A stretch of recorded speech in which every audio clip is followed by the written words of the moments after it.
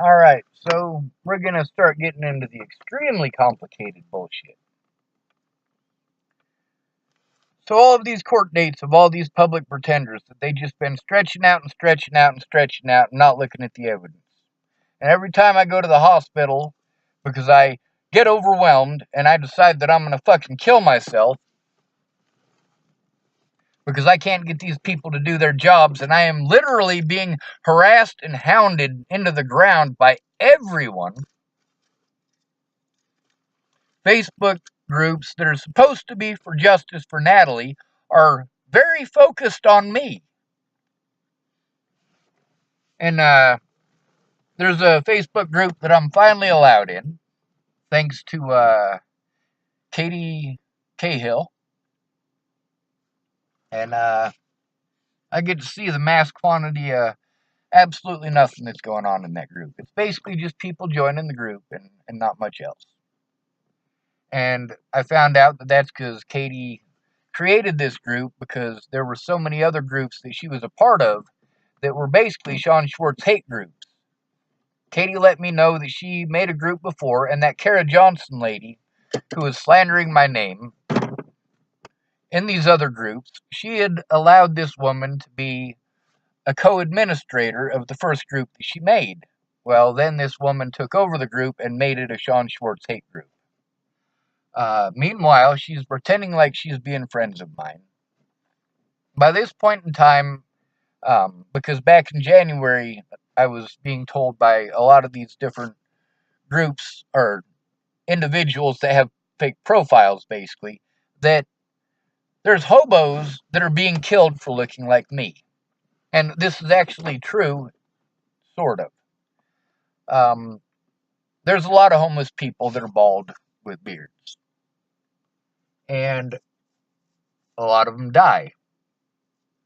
Now, several of these homeless people have been basically murdered, but they're homeless people, so who gives a fuck? They don't get any recognition on the news. And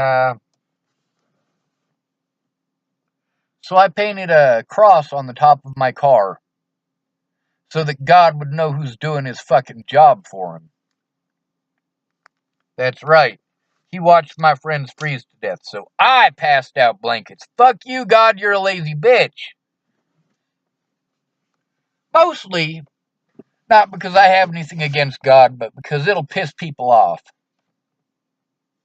And I painted a skull on the front of my vehicle. That way people would know exactly who it is they're fucking killing. So here's where Shannon Alvarado comes in. Shannon Alvarado, right after I went to court, I had 2 court dates in a row. I had to go to one court date and then go to another the very next day. Now, the first court date was Joseph Lopez.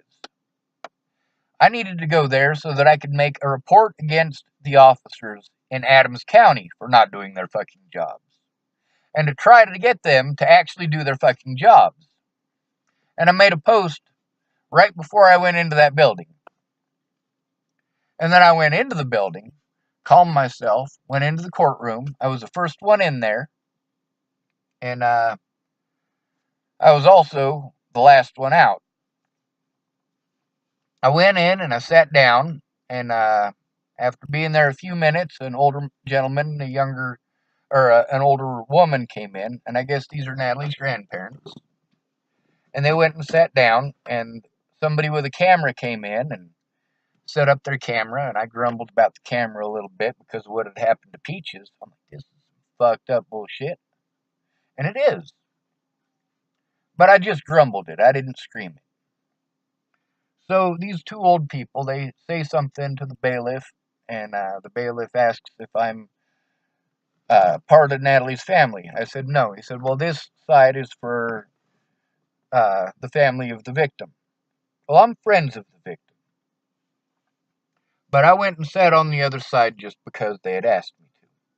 I didn't want to create any turmoil there. I was killing 2 birds with 1 stone. So, I'm in the courtroom, and Joseph Lopez hasn't come out yet. and it starts filling up on the right-hand side. And I start hearing people over there saying, "Is that him? That's him. That's him. Oh my God, that's him." Well, it's Natalie's family that's, filing in. I'm not creating any problems. I'm not creating any issues. I'm minding my own goddamn business. And so Ted comes in, and he sees me, and he starts screaming, "That fucking child molester, god damn it! What the fuck is he doing here? My daughter, she was fucking molested, blah, blah, blah, blah, blah, blah, blah, blah. She was just a little girl. She was just a little teenager." She was a legal adult, first of all, and second of all, by her own admission, we never had a sexual relationship. So suck a dick, Ted, you sick fuck. Don't fucking rape your little girl, you sick fuck. Don't fucking touch your little girl like that, you sick fuck. Don't have your little girl selling fucking drugs for you, you sick fuck. Don't be trying to beat your wives to death, you sick fuck. So, Miss Shelley had let me know that she had thought about asking me to take down the post from Natalie, but she really had changed her mind about it. Now, that's the one post where it mentions possibly one of Natalie's siblings. However, Shelley didn't ask me to take it down. Now, by the way, I have screenshots of that, so it's cool. So then, he's still screaming this shit, and I'm not saying anything. And Detective Peterson, this is an officer who refused to take my report. I mean, even about Natalie. He took my computer but wouldn't take a written report. And him and Detective Rogers had lied to me outright, resulting in me making a bad decision based on their lie. The decision to go to Boulder. And I'm thinking to myself when I go to Boulder, well, at least I know people here, And people know me here. They know that I'm not going to do that kind of shit, so they'll stick up for me. And they did. But they were getting violent with each other, and I couldn't have that. So then I was like, you know what? I can't have this. I can't have people getting into fist fights over me. It's not acceptable. So I'm in the courtroom, and Detective Peterson makes a comment about just ignore him, he gets off on this, or something to that effect. And I was like, oh damn, I know what this motherfucker is up to. This motherfucker's been lying to me since day one. Now he's invested in trying to protect the Bollingers for the fucked up shit that they did. And Shelley's in the courtroom, and Danica's in the courtroom, and both of these women have been in contact with me. And both of them have offered to have coffee with me, but didn't show up. Both of them claimed that somebody was going to come see me and help me out, that never showed up. Both of them had repeatedly not kept their word, but I was trying to trust at least Miss Shelley. And Danica had claimed that she had autism, so I was trying to believe her and hope that she would be my advocate. With everything that was going on and me having to defend myself and my friends and family who were being threatened, harassed, and intimidated, yeah, there was some severe fucking issues there. So, this is after Ted and Alicia had done that bullshit at my grandma's funeral on my YouTube. And by this time, it's a pretty fucked up scenario. By the way, I still have the videos from that day, when I went into the courtroom and when I came out. And that's when I took pictures of my vehicle sitting there. So later on, Shannon Alvarado actually sent me a picture of this Kara Johnson lady's stuff. This is how Shannon Alvarado really actually gained my trust. That Kara Johnson lady, who Katie Cahill knows about,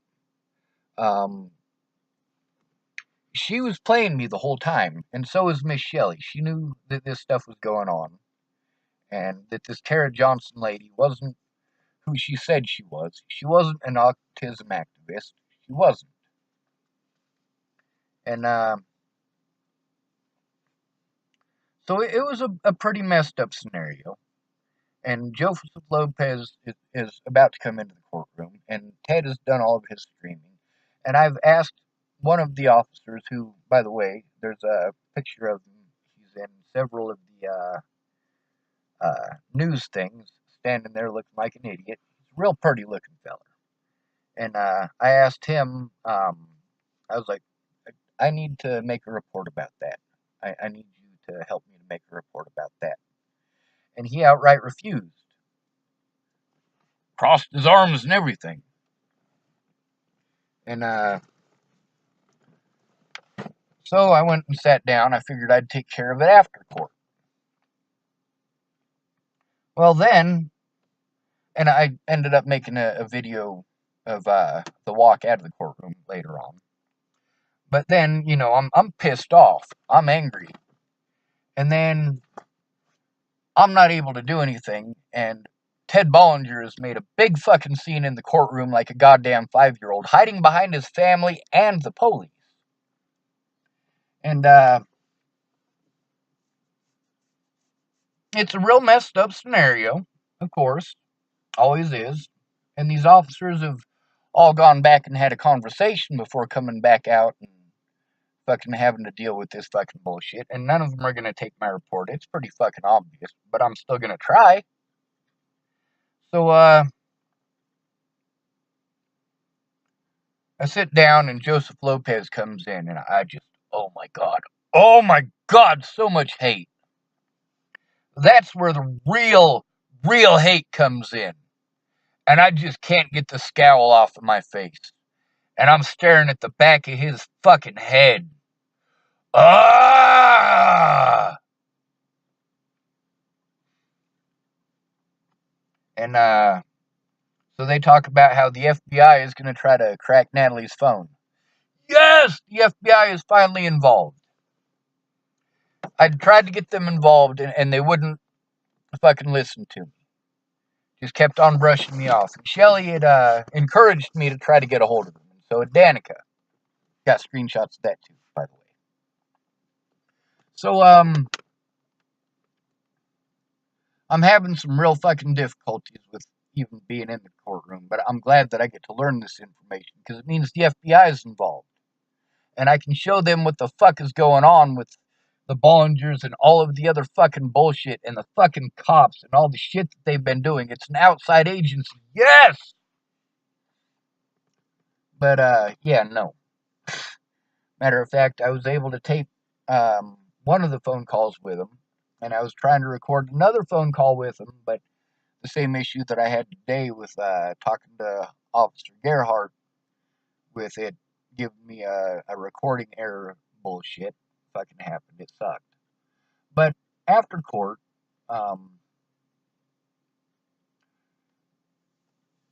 the whole Bollinger family leaves, and I just sit there. I don't want to be fucking leaving with them. I don't want to have anything to do with them. I don't want to interact with any of them except Danica and Shelly. And of course, Alicia in the courtroom.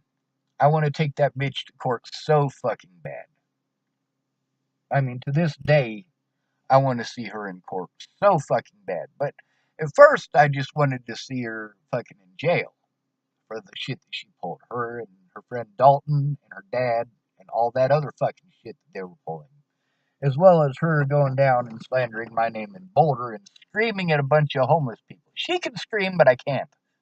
Ted can scream, but I can't. Ted's a bitch. A straight up fucking bitch ass cunt rag. But he said in the courtroom his daughter was trying to get a protection order. That was when he was first fucking going in there and throwing his fucking tantrum. And, after he's done throwing his tantrum, that's when Alicia comes in and she starts. It sounds like she's laughing, but she's crying, sort of. It's fucking weird. Now, I'm fucking pissed at all these people, except for Danica and Shelly. And Danica and Shelly I'm not happy with. They didn't keep their word, and I did expose them. But, I expose everybody who don't keep their word. Can you imagine that? So a lot of people, they try to beat me to the punch, especially when I'm on a Facebook ban. And anyway, after Joseph Lopez does his whole thing, and they said everything for December and blah, blah, fucking blah, and the whole Bollinger family is gone, and I figure it's been about 2 or 3 minutes. I get up to leave, and this big fucking fat dyker bitch, you like how I said that? I fell in love with a dyker bitch. She's like, sit down! Alright. The fuck's this woman's issue? So I sit down, and finally we get up to leave, and they're escorting me out of the courthouse. They're not going to let me make a fucking report there. So they escort me to outside the courthouse. 4 officers. What a bunch of fucking bitches. They literally escorted me out of the building so that I couldn't do what it is that I went there for, which is make a report against the wrongdoing of officers in their county. They're protecting other officers. They're also literally protecting the Bollingers. The Bollingers are not in fucking danger. There's one of me and there's 20 of them. Fuck you, Bollingers. You're bitches. Every goddamn one of you. So, I'm pretty pissed off. I make a video about how unhappy that I am. And, I go on my merry little fucking way. I go to Longmont. And, so now that I'm in Longmont, this Kara Johnson lady is getting a hold of me. And she's telling me, oh, well, Shelly said that there was a rough day in court. Trying to act like she's all sensitive and caring. And, I was in contact with Shannon Alvarado at the time, and I let Shannon Alvarado know what was going on, and that Shelly's friend was trying to help me, and Shannon's like, did you say Johnson? I'm like, yeah. She was like, oh, I'm going to send you some screenshots, and she did, and I looked at the stuff that she sent. One of the things that she sent was a picture of my vehicle, trying to pretend like I'm a Satan war shipper. Well, if you take a picture of my vehicle from the back, that crosses upright. If you're sitting from where I am, that crosses how it should be for being all protective and shit. But, of course, with the skull on the front, taking a picture of it from the front, something I didn't think about, that crosses upside down. Well, in that thing, she sent this stuff about Kara Johnson and started sending me screenshots. And I start defending Kara Johnson. I'm like, well, maybe she was just like that a few months ago and now she's had a change of heart. No, Kara Johnson has been after it for a while. And I didn't know that. And nobody else could tell me that this Kara Johnson was up to this shit. Because they couldn't see my friends list. My friends can't see who's on my friends list. And, so basically, she's this hidden little dung beetle in this massive pile of fucking shit, who's able to crawl out and fucking spread her dookie when she wants. So, I confront Kara about this, and she's like, well, no, I'm friends with Miss Shelly, we've been friends, blah, blah, blah, blah, blah. And I get a hold of Shelly, and Shelly's not answering, she's not answering, and she's not answering. And Kara had said Shelly wanted her to get a hold of me and make sure that I was okay. She's acting like she's caring. She's acting like she's nice, but she's not. So, Miss Shelly gets a hold of me, and she's just sending one-word answers. Like, I'm really wanting to have coffee with this woman and talk to her and explain what's going on. But obviously, she was absolutely up to some pretty fucked up shit. Which I was still trying to believe that she's a good person who genuinely cared about Natalie. No, she fucking didn't. No, she didn't. She didn't give a fuck about Natalie. She didn't give a fuck about justice. Because she had access to the truth and didn't look. She didn't care. She just waited for little pieces to filter out from all of her fucking little wingnut buddies who are part of my Facebook because I let everybody in. And I was hoping, I knew that she had people that were doing that. Not necessarily her, but the Bollingers would. And I was hoping I had somebody on my side that would do the same thing. But instead of just taking out the little bits and pieces they could try to frame me with, the ones on my side would take all of the information and try to show it to somebody. Instead of just one or two screenshots that somebody twisted out of proportion and are posting in every fucking Natalie Bollinger group, and everybody's like, did you really do this? It says right here she said not to come to her house. That's when I got to Virginia, and she explained why I couldn't go to her house. But I was already in Virginia at that point. She didn't want me to go to her house because of what her mother would think. And Alicia, while I was in Virginia, kept on inviting me to the house. And I kept on telling her, no, I don't want to just show up at your house. Natalie's not comfortable with that because of what your mom will think. So, at this point, I'm still defending Kara Johnson to Shannon. And I'm also letting Kara Johnson know, hey, if you're fucking bullshitting me, there are going to be some fucking issues. You better know Miss Shelley. And Miss Shelley sent me a one-word answer saying that she knows her. And I'm pretty paranoid at this point. And I was rightfully paranoid, by the way. Because Shannon starts sending me some screenshots, and I get to see what this Kara Johnson lady is actually up to. She's one of the fucking people twisting this shit all sorts of out of proportion. And because she's part of my friends list, she's only picking out little bits and pieces to show Miss Shelley. Miss Shelley, you're a fucking moron. You had access to look at all of that and try to help come up with a peaceful resolution.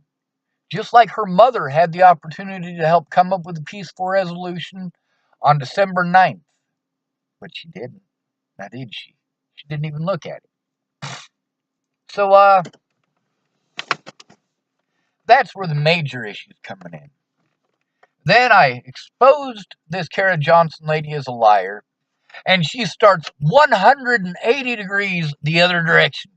Fuck you, you're a this and you're a that, and you disrupted the courtroom, and no, I fucking didn't. Ted Bollinger disrupted the fucking courtroom. So then there's all these little minions. Adam Klein, that Victoria Funderburg lady, a bunch of people like that have been basically harassing people in these internet groups. And I've joined this Katie Cahill one, and I'm seeing pictures of my vehicle. This is a picture of my vehicle that Shannon Alvarado sent me from one of these Facebook groups. I'm like, well, that's cool. She's sending it to me, but it needs to get into the hands of the police. And the police are telling me I have to be in county to show it. Meanwhile, I have to go to counties where officers are covering for the blue eye and bullshit. And I'm getting assaulted for going. And there's this feller by the name of Derek Apodaca who actually assaulted me, by the way. And I'm pretty fucking overwhelmed with all of this fucking bullshit. I have had a fucking enough of all these internet goddamn wingnuts that I'm dealing with. And I'm having severe panic attacks. Still don't have a safe place. Everywhere that I go, people have their own assumptions, and every time I start to speak, their assumptions are more important. Their assumptions of the situation, of not getting to know the situation, are completely fucked.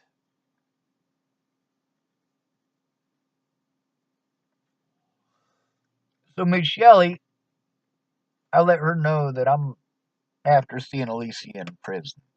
So she blocks me. And she let me know that she was no longer talking to the Bollinger family because she stopped talking to them by choice. Danica too. But that turns out it's not the truth. And they've been working with this Kara Johnson fucking wingnut who was fucking with Katie Cahill and also Shannon Alvarado.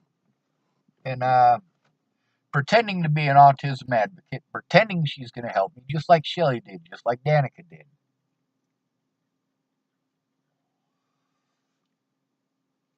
And I go to McIntosh Dairy. I run into it on accident. And I call Officer Will. This is Jessica Martindale's husband. He used to be an officer, and now he does internet investigations. And he's the one that tells me that Natalie did make the Craigslist post. It really does exist. And he's letting me know some other stuff. It's because this is when the whole 4th of July thing happened, and I ended up in the Scottsbluff Hospital. Jessica Martindale's sister, Justine, the day before, she said, "Well, tomorrow I'll help you. Come over tomorrow and I'll help you with your paperwork." And I came over the next day, and the next day, the whole day, I'm trying to remain calm. I'm trying to enjoy the holidays, and I keep mentioning to her, when are we going to do the paperwork? And Will, he comes and talks to me and tells me about the paperwork and or tells me about the whole situation with the Craigslist ad and verifies it and all that. But he also tells me that it's about numbers and that the judges have to go through so many people a day and the public pretenders have to go through so many people a day that I basically just have to take it. And that there's no way through the blue line of bullshit. And that's also when he tells me about him getting fired because he turned in his partner for stalking a woman. His partner still has his job and the charges were dropped, but Will doesn't have a job as a police officer anymore. He's stuck doing internet investigations for the police. But we'll get back to McIntosh Dairy, I guess.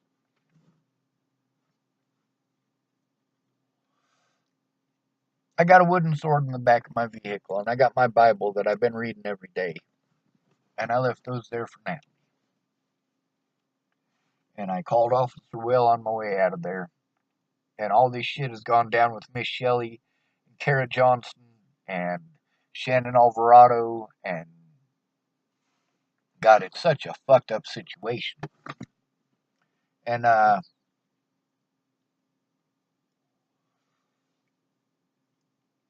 really having difficulties handling all the fucking bullshit that's going on. I really need the police to fucking investigate the officers who have done wrong. And they're not gonna. So it gets to the point where Derek Apodaca assaults me when I'm in Boulder. I'm looking for my older brother, and I see him there. We've been friends a while. And I didn't know he was a fucking child molester at the time. I didn't find about what he did to Jasmine until I was in jail with the guy that Maddie Boa was getting her meth from, that she was distributing to the people that she was telling I was a child molester and a rapist and a stalker and had threatened some girl in Virginia and all this other fucking shit that was twisted all out of fucking proportion over a goddamn telephone and an argument with Miss Jerry over a racist post that her fucking son posted up about Colin Kaepernick. Like, holy fuck!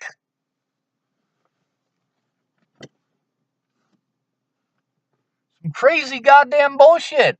And I still need a day in court. And, Rose, I'm still trying to contact her. Please, Rose, I'm dealing with all of these fucking crazies. And fucking Ted and Alicia pulled some really fucked up shit. And Rose is like, I know exactly how he is. And I was actually at Jepson's at the time that she typed me that.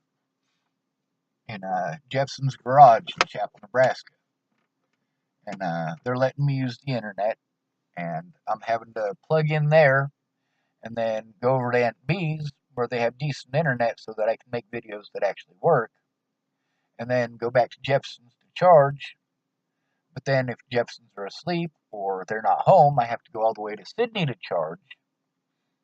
And that's costing me a lot of money to go back and forth to charge because Aunt B won't answer her door. I still need my mail. She's still not answering her door. And finally, when she does answer her door, the paperwork that I've been waiting for that's supposed to be there, and I should have been able to afford to order my medical records, but I couldn't afford it. So I couldn't have that sent there. I still can't afford to have that stuff sent anywhere. I still don't have an address to send it to. And so I'm supposed to have a food stamp card in Nebraska that I never get because I end up having to make a choice between going to court or going to or keeping my place. And Jen Beebe, she's supposed to be able to help with rent for a place.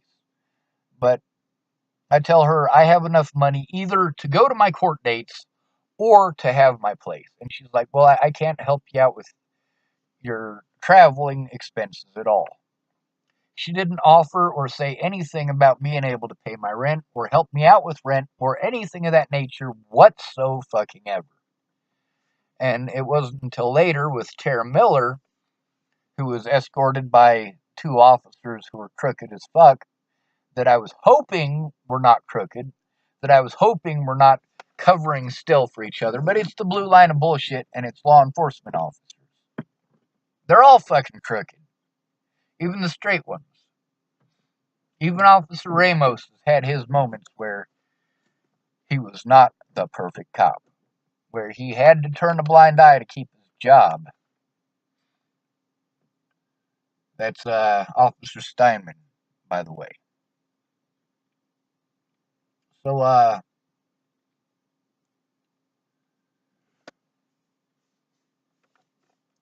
get assaulted by Derek Apodaca, and I'm in Nebraska after the assault, and, obviously I can't go to the police in Boulder about anything that happens to me because they're going to assault me and fucking put me in a hospital and so on and so forth. I can't get anybody to go in with me. It's been 9 months I've been trying to get somebody to go in with me because I don't have the technical abilities to do a lot of the things I actually have the technical abilities to do now. So now that I have the technical abilities, it's too late because of everything that they were able to frame me for. So I noticed that I'm still trying to get in contact with Rose because something needs to be done about Ted.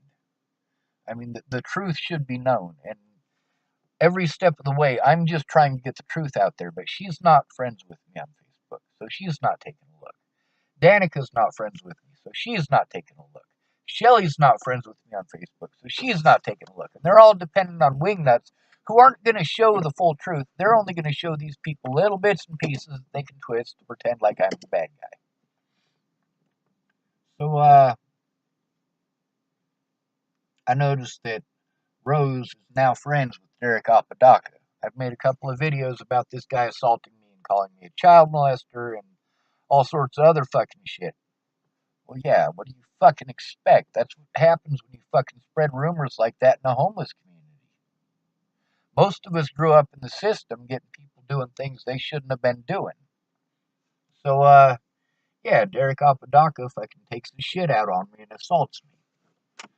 Earlier that morning, I had also been assaulted by somebody else, and later on that evening, when I was at the path to home, there was a third assault that, of course, I'm not going to let some big motherfucker beat the hell out of a dude who's drunk, who's a cross-dresser. That's not acceptable. And yes, it was a black man who was in a dress. A black man in a dress who has a girlfriend. And his girlfriend is trying to talk him into not standing up to this big motherfucker who is only being an asshole because this is a black dude in a dress. So I'm trying to get that fight to not happen. Steve is there. He's the one that went to one of my court dates, two of my court dates. One of them that I didn't even need to go to that still cost me $100 to go to. I've lost my phone by this point in time, so that's a whole shit ton of evidence. I mean, most of the incriminating evidence against the Bollingers happened in January and February. And I've been using this phone. It's got evidence of a lot of the stuff that Lana did and Amanda did when I left there, and the stuff that Miss Jerry did when I left there, and the stuff that happened with Miss Jenny when I left there, And it's got the stuff between me and Danica, most of the incriminating stuff against her. And it's got stuff with Miss Shelley, most of the incriminating stuff against her. Their lies, mostly. And then it's got stuff from Cara Mia. It's got stuff from Layla Johnson. It's got stuff from Dan Faber. It's got a lot of important fucking information on it. And when I lost it, I kind of fucking flipped my shit. And that's the whole 4th of July incident. But anyway, getting back to the story. I noticed that Rose is now friends with Derek Apodaca. And I also found out that Miss Alicia has been egging these people on. That's pretty fucked up. So, I make a post about how I'm going to kill all the people who threaten to kill my family and my friends. Fair and equal treatment. Now you know how it fucking feels, although I'm not willing to actually go kill people. But I'm feeling bad after making that post because all of this time I feel bad for fucking Alicia and I feel bad for her fucking mom. Her real mom, not the other two. Those bitches can suck a fucking fat wanker. Yeah, I heard that from some British chaps. Anyway, so I make that video and then I just go to sleep. I'm still in Chapel, Nebraska. Now, I've spent a few days total in the Starbucks there in Longmont, and not all in a row. But I traveled down to Colorado with the intent of blowing my head off. That's specifically what my trip to Colorado is to do, is to go to McIntosh Dairy to blow my head off because I'm sick of this shit. People won't leave me alone. I don't have a safe environment. I'm having to travel from one place to another. I don't have the funds to do all this stuff. I don't have the ability to work, let alone the time to go get a job with all the shit between all the courts. And I am literally making sure that I make it to every fucking court date because I know what happens if I don't. They get to frame me and they get to win because I didn't make it to a court date. Because I didn't get to go to one fucking court date. So I'm making sure that I get to all of these court dates. And I just had an issue for a whole fucking week with tire after tire after tire because I'm pulling used tires out of used tire piles in all sorts of places trying to find a tire that'll fit my vehicle. And 3 of them pop before I've made it 2 miles in that vehicle. And so I've had to abandon my vehicle a couple of times with everything in it. And finally, Dan Faber sends me some money to get some tires at Walmart. Thank you, Dan, by the way. That fucking was a lifesaver. I was able to get to my court dates because of that and not get completely fucked. But it was all just stretching out the inevitable because I still didn't have a safe environment. And I'm still spending over $600 a month on just going to all of these appointments required by the courts. Plus, I'm trying to go see my therapist. I've reestablished my connection with the therapist, Nicole Peralta, and I'm trying to see her. And it's all costing me money that I don't have. And the people who I had made a deal with and eaten up a lot of my time by babysitting their kids, that's my cousin, Amy Witcher, and her husband, Andrew Witcher, who's a fucking child molester and a fucking meth addict. And all of that shit happened. So, I mean, basically, I'm keeping my end of the bargain. Other people aren't keeping their end of the bargain. I'm completely overwhelmed, and I'm going to kill myself. So, I go down there, and I have my friend Tim Cossack gets a hold of me. And I go and see him, and he's a cross-dresser, too. And he's a meth user, and I get to his house, and I sleep on his floor. I give him a computer that I got from Sean Jepson. It's older than shit, but, Tim doesn't have a computer, and he'll just use it for, typing people. So then,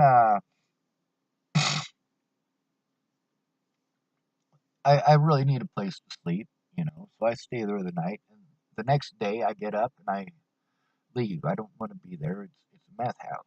So I go to a McDonald's, and there's an officer behind me while I'm making a video.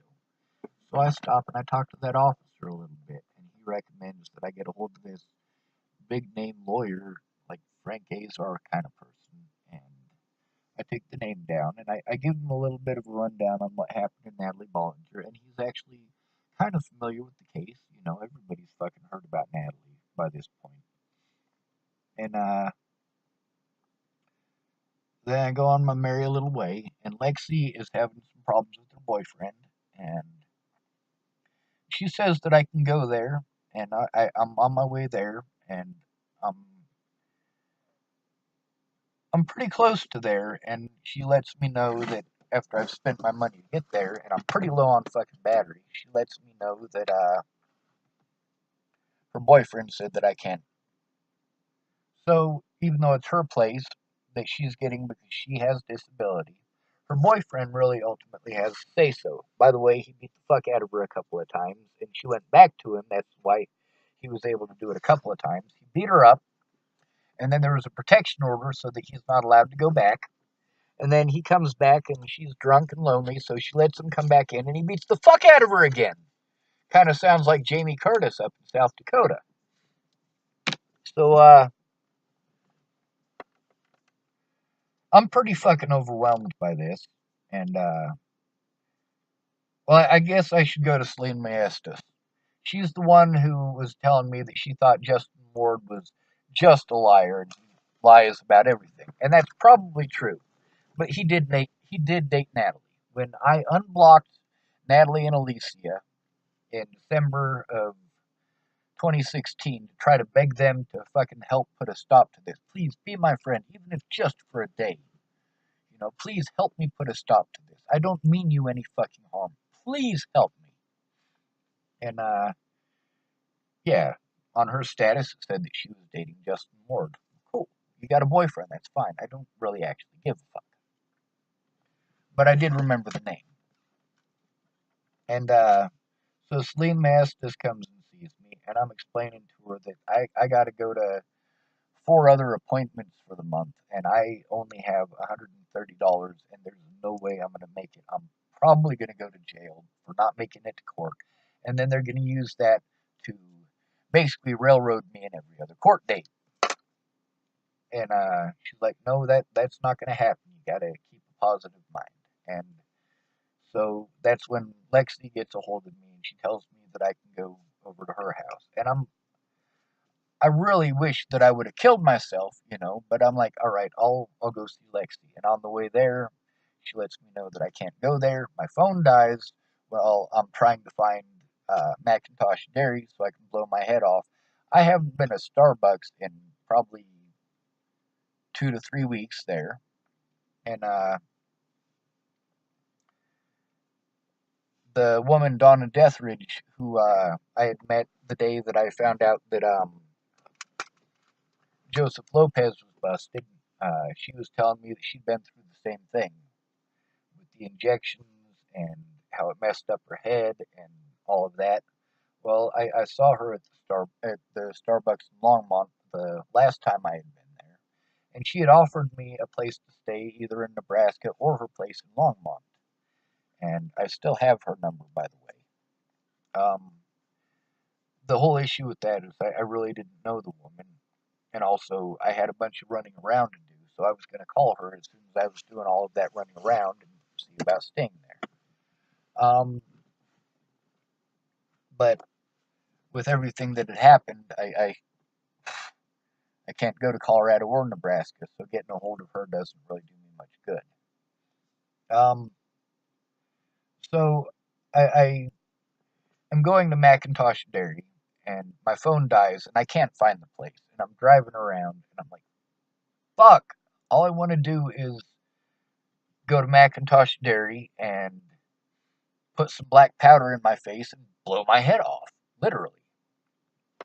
And I run into Federal, and I'm like, you know what? Ken and Leah stole from me. If they hadn't stolen from me, I could have gone to that court date, the one with Natalie. I could have showed her what was going on. I could have showed the courts what was going on. They'd have realized that I was going through a whole bunch of fucking hell over a goddamn rumor, and Natalie would have asked these people to stop. That's not what ended up happening, though. So I run into Federal, and I know exactly how to get to Ken and Leah's from Federal. This is the route that I walked that 100 blocks when I was supposed to go to Miss Peach's house so that she'd give me a ride to Boulder so that I could go see Miss Natalie, and it ended up being a protection order. So I'm like, I know exactly where I'm at. I am going to go down there, and I'm going to light Ken's truck on fire, and then I'm going to go to Chapel, Nebraska, and I'm going to light the police cruiser that's outside of the Chapel, Nebraska Dual County Courthouse all the time. It doesn't move, it just sits there. I'm going to go light that on fire. That way, I can show that I can hop across the borders at any point in time. So they need to change the laws, number one. And number two, it'll show that the case is in multiple counties and they're going to do something in multiple counties. And it'll get an outside agency involved because I've crossed the state border. And so I go and I buy some gas at the gas station right there on Federal over by Ken and Leah's. And, I've only got like $130. I'm like, you know what? This money it's got to make this work. I have to make this work. So I go and I can't bring myself to light Ken's truck on fire. I pour the gas on the road, and it takes me 20 minutes to psych myself up to even try to light the fire. And the first piece of cardboard doesn't work. So I get another piece of cardboard, and I'm hoping that it'll light up. And like it took me 20 minutes just to psych myself up to light the first one. But by the second one, I'm like, I can do this, I can do this. And I think about Joseph Lopez, and I think about Ted Bollinger, and I think about Tim Beeson, and I like that shit, and I set it down and I leave. And I'm on my way to go light that fire in Nebraska before turning myself in, and I'm going to turn myself in on my Facebook. That way, these web fucking wingnuts or somebody who's friendly can turn this in so that somebody will actually take a look at it. And on my way to Nebraska, I got really fucking tired, you know? And I decided that I was going to threaten the President of the United States instead. That'll get the FBI involved. That'll get the Secret Service involved. And that's an agency that can look at everything. So that's what I do. I stop at a truck stop there, Love's Truck Stop. And I don't remember the name of the town at the moment. But I stop there and I threaten the life of the President of the United States. And I make a post and I say that I'm going to Longmont, Colorado, and I'm going to sit there and I'm going to wait for the police to show up. And I do. I go to Longmont, I park where I said I would, and I wait for the police to show up and I take a nap. Well, that's where these people's opinions get to determine all of the court stuff that happens after that. All of these people who have been playing head games with me, the whole reason that I want to blow my goddamn head off, they get to lie to the courts, and that is admitted into the courts without any checking or verification of it. Like that Kara Miles lady claimed that I was Natalie's ex-boyfriend. Me and Natalie never fucking dated. But this is the stuff that is preventing me literally from getting PR bond.